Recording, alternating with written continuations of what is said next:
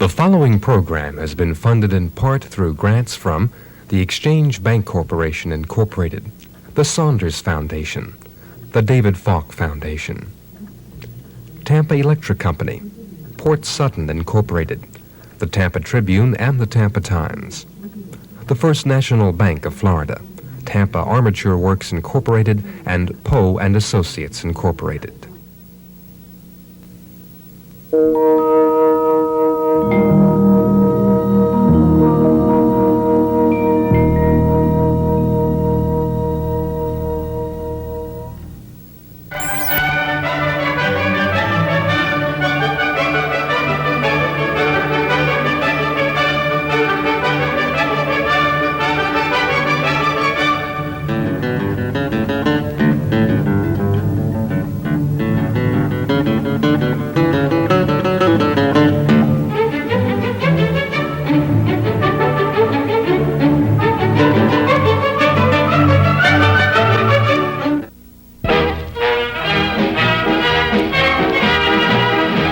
Just 90 miles south of Florida lies the island of Cuba. The history of Tampa has always been closely linked to hers. We have shared her people, her traditions, her trade. And when war darkened the pages of Cuba's history, we shared in that too. Joyce and I are joined today by Professor Gary Mormino, who teaches a course on Tampa history at the University of South Florida. Gary, welcome aboard. Delighted to be here, Tony. Tony, by the 1850s, the once mighty Spanish Empire had been reduced to the colonies of Cuba and Puerto Rico, and Spanish autocrats, seeing in Cuba the last vestiges of grandeur, attempted to control Cuba with increasing repression and authority. War broke out in Cuba in 1868, and 10 years later, 250,000 lives, the Treaty of Zanjon was signed. Well, it was during the 10 Years' War that Vicente Martinez Ivor and Ignacio Aya fled the island. Mr. Aya established his factory in New York City, while Ivor went to Key West and established there. And of course, we know that a little later, they both came and established what we know today as Ybor City. Had there not been a 10 Years' War, probably the history of Tampa would have been very different, and who knows, we may never have had an Ybor City. And Cuba's history would have likely have been different too. Tampa played a very important role in Cuba's history. After the peace proved to be very difficult to hold in Cuba, 100,000 exiles remained abroad, most of them in New York, but thousands poured into Ybor City, and there they founded their revolutionary cells. And in fact, in 1892, Jose Marti, the apostle of Cuban freedom, founded the Cuban Revolutionary Party. That's right. This man, Jose Marti, may be only a footnote in the pages of American history, but to the Latin world he is revered as a giant among men. His grandson, actor Cesar Romero, tells us about him. My grandfather was Jose Marti. Historians now call him the ideological power behind the Cuban Revolution. But he was more than a revolutionary fighter. He was a poet, a gentleman who preached the power of universal love. There is one story about my grandfather that illustrates this in a very personal way. It is said that at public dances, he always danced with the ugliest women there because, he said, they must not be allowed to think that they are ugly.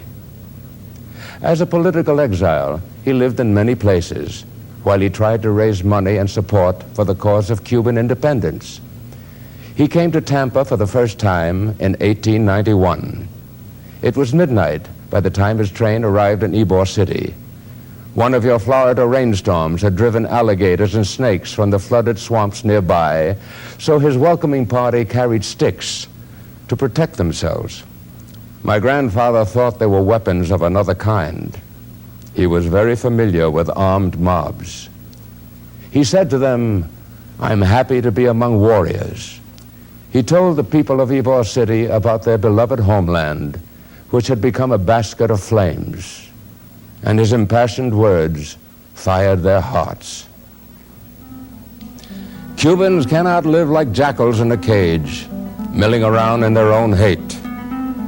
Let us place around the star and the new flag this formula of triumphant love, with all for the good of all. If in things concerning my country I should be given the choice of one good over all others, this would be the good I should choose. I should want the cornerstone of our republic to be devotion of Cubans to the full dignity of man. He made 17 trips in all to Tampa, and his success with the people of Ybor City worried Spain. They sent spies to start a whisper campaign. Martí is a thief, they said. He will take all your money. Suspicion began to fester among the cigar workers, but then an elderly black woman named Paulina Pedroso rose to become his defender. If any of you is afraid to give his money or to go to Cuba to fight, let him give me his pants and I will give him my petticoat, she cried. And when Spanish agents, posing as his friends, tried to poison him, old Paulina came to his rescue again and demanded that he stay in her small house where she and her husband could protect him. She prepared all of his food with her own hands and made her husband taste it first.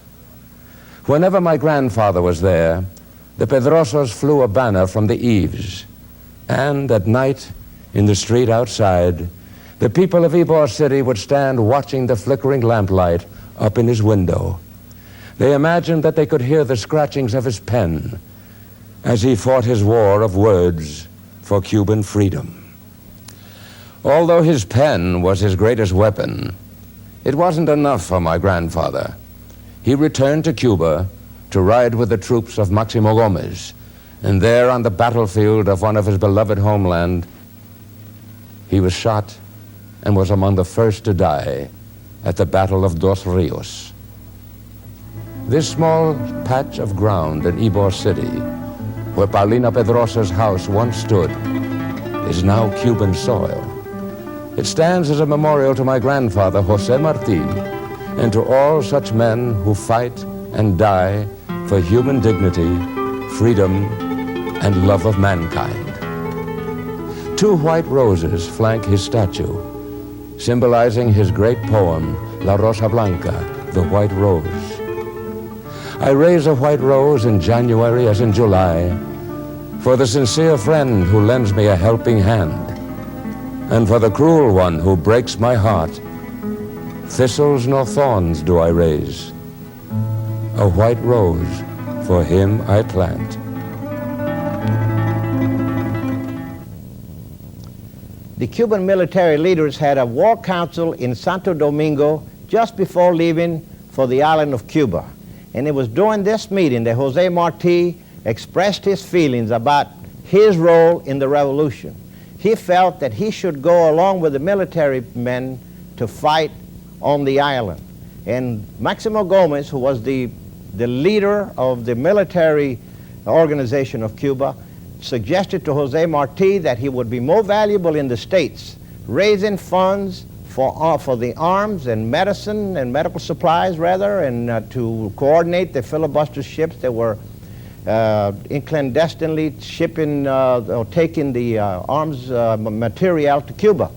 And Jose Marti realized that he had been the spiritual leader and he had rallied the peoples together from all over the exile centers. So he decided to continue his role as the leader in the States. And only a day or so later, a newspaper arrived from Tampa stating that Jose Marti was the type of leader that would send a mother's son to fight and die in Cuba, but that he himself would remain away from the conflict.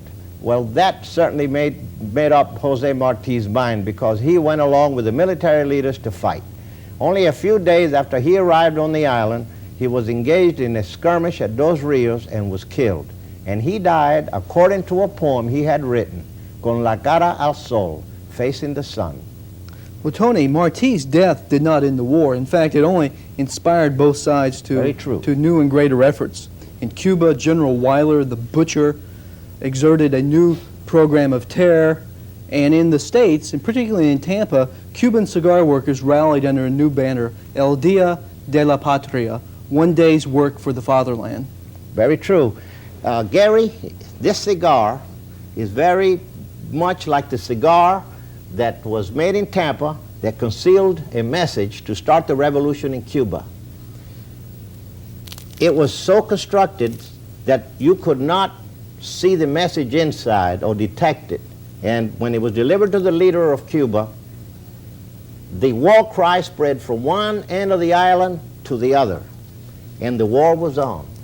It was soon thereafter that Butcher Wyler realized that all the funds and all the material of war were being raised by the Cuban cigar workers in Key West and Tampa.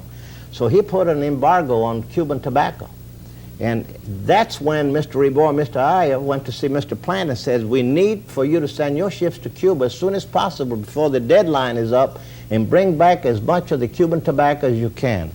So Mr. Plant actually literally stripped his boats, sent them to Cuba, and the boats, particularly the Mascot, which is the most famous one, they were laden with tobacco in every stateroom, and even the engine room was filled with tobacco. And on the top deck, when the boats arrived, there was a big celebration here, and the Cubans were all excited that all this tobacco had arrived in Tampa. Tony, that's the same boat that appears now on the seal of the city of Tampa. Very true. That's really a very historic ship in Tampa history. But it wasn't, very much longer after that the Cubans really became enthused, and they started drilling all over the city here and raising funds, continuing the efforts, and Tampa became a war encampment. Tony, it wasn't long before Americans were drilling because, as every schoolboy knows, on the night of February 15th, 1898, in Havana Harbor, the U.S. Maine was blown up. Remember the Maine soon became a new chant for American schoolboys. And Tony, it should be added that the survivors of the Maine were shipped to Tampa via the Olivet and Muscogee. But the important point should be made that the sinking of the Maine was not a cause of the American Revolution, but only a catalyst. The real causes run much deeper, and historians have debated these for years. First, we must locate the Spanish-American War in the decade of the 1890s, a simply terrible decade, and by no means the gay 90s as some would have it. That decade witnessed the worst depression in American history, rural protest, labor violence, and waves of threatening new immigrants. And Joyce, others have suggested that the cause of the war was leaders at the top. One such leader, for instance, was Alfred Mahan, a teacher, friend of Theodore Roosevelt, who felt that America's markets had reached the end, that America needed foreign markets, that we needed an outlet for our dynamic surplus. His logic went as follows: no great nation can be a great nation without sea power. Sea power, navies need ports, ports need coaling stations, America needs an empire. The missionary zeal of the American people proved to be a driving force also. This idea of the white man's burden, manifest destiny, was a very important part of the era. For instance, Theodore Roosevelt, who was then Assistant Secretary of the Navy, suggested that Americans had become flabby, that the only way to instill this new potency was a war. Americans needed a war. And finally, the journalists of the period played a very important role. This was a decade of fierce newspaper rivalry, highlighted by the Hearst-Pulitzer Wars. And a story, I think, illustrates this nicely. William Randolph Hearst had sent his crack artist, Frederick Remington, to Havana in 1896 to draw pictures for the New York World. Remington arrived and found Havana very silent. He wires back a telegram to Hearst: "Everything is quiet, there is no trouble, there is no war, I wish to return." Hearst fired back a laconic telegram: "Please remain. You furnish the pictures, I'll furnish the war." And war came soon enough. Floridians rejoiced in April of 1898 when McKinley asked for a declaration of war. And they rejoiced furthermore when it was discovered that Tampa would be the principal port of embarkation, and still furthermore when 25,000 troops descended upon the city and were tramping on their way to the Tampa Bay Hotel, which was going to be the new headquarters for the war. Well, that war really did put Tampa on the map.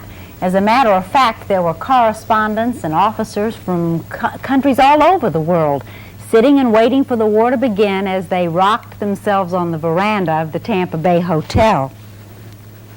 And as the troops began to arrive, so did Clara Barton and her Red Cross ladies. The girls from the Sacred Heart School passed out sandwiches to the tired, hungry men. And of course, the most newsworthy group to arrive in Tampa was the Rough Riders, under the command of young Lieutenant Colonel Theodore Roosevelt. Later, he would be known as Teddy and as Mr. President, but in those days, he was still busy making a name for himself as he held a press conference at the Tampa Bay Hotel. Gentlemen of the press, I have just arrived with my men from San Antonio, and I am appalled at the state of confusion that prevails here. I have just come from Henry Plant's office, and I have informed him that if these railways do not start operating more efficiently, we will have to seize them in the name of the Army. My men and I, the Rough Riders, as you know, are in bivouac a mile from here on a sand flat without a tree in sight, with the exception of a few palmettos and scrub palms round about. And as I see on a closer look, the rest of the city isn't much better. Besides being hot and dusty, confusion and chaos abounds. I am abashed, gentlemen, that the War Department could allow such a lack of coordination and inefficiency to prevail in a state of national emergency. And the delay, the intolerable delay. Many of our fine military lads have been wasting their time for weeks, gentlemen, sitting in rocking chairs, while the Navy has been out grabbing all the glory. If things don't start moving soon, we'll be out of war before we've had a chance to be up and at them. I will, of course, be in bivouac with my men until the arrival of my darling wife, Edith. She will be a guest of this hotel until we embark for Cuba. Gentlemen, do not let the festive attitude of everyone here and the atmosphere of this hotel fool you. These fine lot of military men and officers are ready to embark on a noble mission. We are ready to embark for the liberation of Cuba, for the liberation of a people from foreign oppression. Gentlemen, this is war! It may have been war, but can you imagine the pious little town of Tampa overnight being swamped with 25,000 soldiers and about 350 camp followers who housed about 49 houses of ill fame? Well, it was almost a comic opera for a while.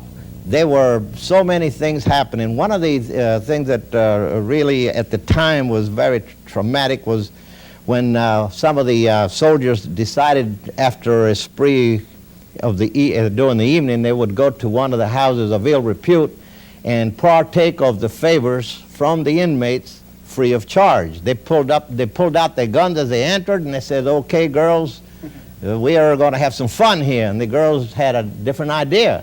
They pulled out their guns, and a shootout ensued. Well, who do you think won? The girls.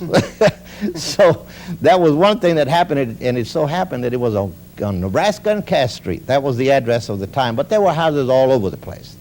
But another thing that happened was when the horses broke the corral at the foot of Franklin Street. There were 2,000 horses and mules corralled down there, and they broke the corral and stampeded all through the village of Tampa. People were climbing up telephone poles, running into the different buildings, and it just about wrecked the town. You can imagine how dangerous it really was. But they say that that was the first battle of the Spanish-American War. Then some of the most notorious places were the saloons. As you would imagine, overnight, about 150 saloons cropped up all over the town of Tampa. And on 7th Avenue from 14th Street all the way to 22nd Street, it was a series of saloons. And one night, the soldiers, I guess they got so inebriated that they ran out of money, and they wouldn't give them any service. After that, they started wrecking every saloon all the way up and down the avenue. And another group of soldiers went to the brewery, and they tried to hold the brewery up, but when they couldn't get the money, they partook of the beer. So they all landed in the stockade. There were quite a few events going on, and one of the things that I recall that I thought was cute was when the trolley ran off the track on the way to Palmetto Beach. The soldiers came by to help the conductor get his trolley back on the track. So as soon as it was placed on the track, they were ready to go to DeSoto Park, which was a place of encampment at the time. They wanted a free ride, and then the conductor said, no, it'll cost you a nickel. So they got off the streetcar, they picked it up, crisscrossed it on the track, and that was the end of that. And Teddy was quite a popular figure too. He rode on his little horse, Texas, followed by his little dog Cuba, up and down 7th Avenue, and he was a hero to the Cuban populace.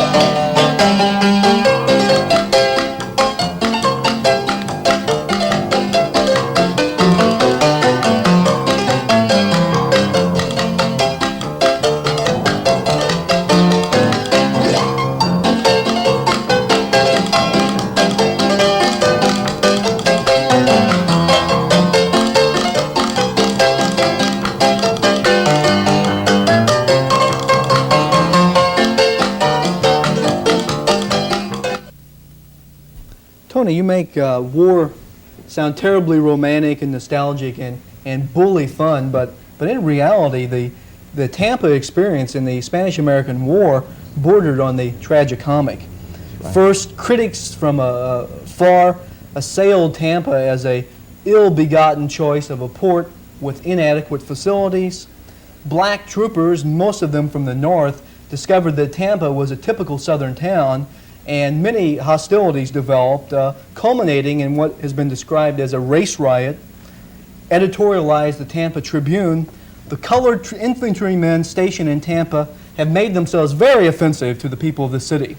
The men insist upon being treated the same as white men are treated, and the citizens of this town will not make any distinctions between the colored troops and colored civilians. What follows is a typical southern scenario. When white troopers smash saloons, is described as good old boys sowing their wild oats before battle, while when black troopers do it, it is seen as racial provocation. But one should not criticize the city of Tampa too severely, because most of the problems in the war effort in Tampa stemmed from a wholesale breakdown in military disorganization from Washington and above. Thousands of tins of contaminated meat, courtesy of our Chicago stockyards, were sent to Tampa, and many men died of botulism. Truckloads of woolen uniforms more fit for the Yukon than the tropics arrived, and men fainted in droves. And fittingly, the exodus from Tampa via Plante's one-track, inadequate railroad was clogged with men, beasts, and equipment. When men finally found their appropriate ship, it was a week before it took off, and the flotilla floated aimlessly in the Tampa harbor. But this was a war, at least, that the boys were indeed home for Christmas. It wasn't much of a war, said John Hay, but it was the only war we had. It was a splendid little war. The war unalterably affected the American destiny. War would never be the same again. The American people would never be the same. It unified the North and South, which had been badly divided. And most importantly, the war transformed America from a third-rate power to one of the great powers. And the man who would inherit this new American presidency was Theodore Roosevelt, the Rough Rider. And in 3 years, that damn cowboy was in the White House. And once the war was over, Tony, many of the Cuban exiles were able to return to the island home they had known before. Right. But those who chose to remain in Ybor City and places like it could then turn their attentions to situations at home, which included situations in their industry. And this culminated in the years between the turn of the century and 1931 in a series of labor disputes. 4 strikes were of major proportions, and scattered throughout and between them there were lesser ones. Right. One of the major problems, Joyce, in the cigar industry was the change in ownership from the first generation Spanish paternalists such as Aya and Ybor to the new cold trusts such as the American Tobacco Company. Ybor had a superb touch with the workers. He knew their families, he knew their names by heart, he knew their family difficulties. When rumors of strike arose in the industry, Ybor simply invited all the workers to his farm for a pig barbecue, and he personally escorted them via his carriage. But once profit-conscious corporation men came to town, the industry was never the same. Gary, the American Tobacco Company, as you recall, organized a monopoly in the cigar world. They went out and bought over 400 cigar factories all over the country, which included quite a few factories in Tampa, even the one that was owned originally by Mr. Ybor. They went ahead and brought in machinery in time and started manufacturing cigar by machinery, which caused a severe competitive price there that hurt handmade cigars. Another factor that hurt cigar making in Tampa by hand is the advent of the popularity of cigarette smoking, which not only included the doughboys that came home after World War I, but the girls started adopting the habit. Right. The decade of the 20s that inaugurated the popularity of cigars unfortunately ended in a major depression which simply devastated Tampa's cigar industries. Tampa cigars were seen as too expensive, and cigarette popularity increased in numbers as in the new decade. Very true. One has to search pretty far nowadays to find some of these skilled craftsmen still at work in Ybor City. A revolution in Cuba began this episode, and another will end it. In the 1950s, Cuba was again torn by strife when Fidel Castro led his people in revolt. When the refugees from Castro's communist Cuba arrived, Tampa offered them a haven, just as it had done for many people from many lands over the years. Composer Ernesto Lecuona was one of those who found a sanctuary in Tampa, and this episode closes with his music.